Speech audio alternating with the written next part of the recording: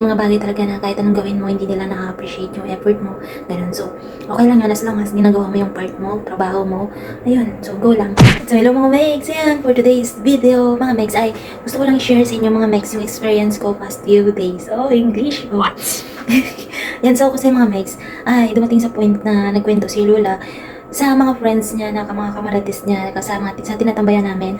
Actually, anim sila dun. Diyos ko, 1 versus 6. Hindi ko kaya yun. Lalo na, hindi ko pa maintindihan yung mga salita nila.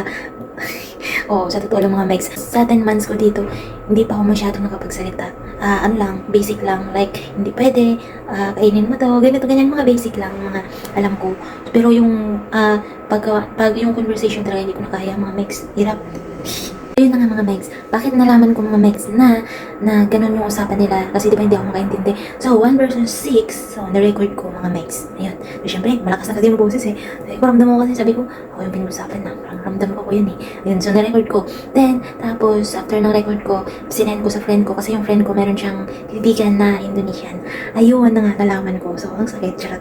Ayun, so yun na nga mga Megs. So, dahil nga nagkwento si Lula sa mga kaibigan niya mga Megs na ayaw niya na daw sa akin, nasabihan daw sila pa na ayaw ni Lola na sa akin.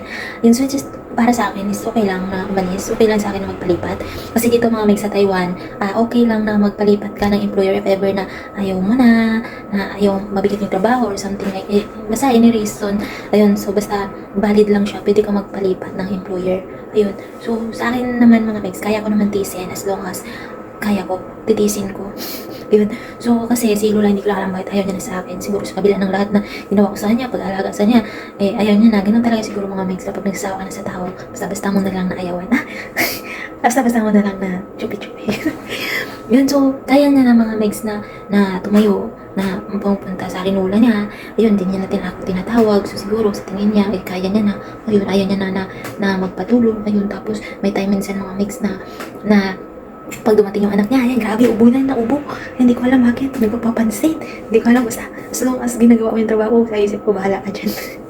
Basta luwag naman sa kalooban ko na magpalipat. Yan. So, actually, mga may totoo lang, pagod na rin ako kasi, pagod? Hindi, I mean, syempre, natural, pagod sa trabaho. I mean, may time minsan kasi mga miss na, every week, ayan, may once a week, sumasakit talaga yung ulo ko.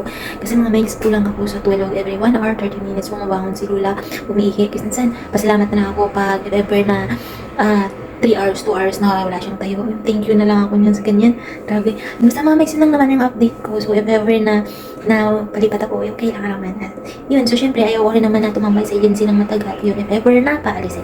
Pero yung thankful naman ako kasi kahit ayaw ako ni Lula, yung amo ko, kinikip niya pa rin ako kasi masipag mga Megs. Ayun nga na mga Megs, yun lang naman, update, char. Need pa talaga i-update, you know. Ayun. So, yun mga Megs. So, thank you sa panonood. Thank you for watching. Bye!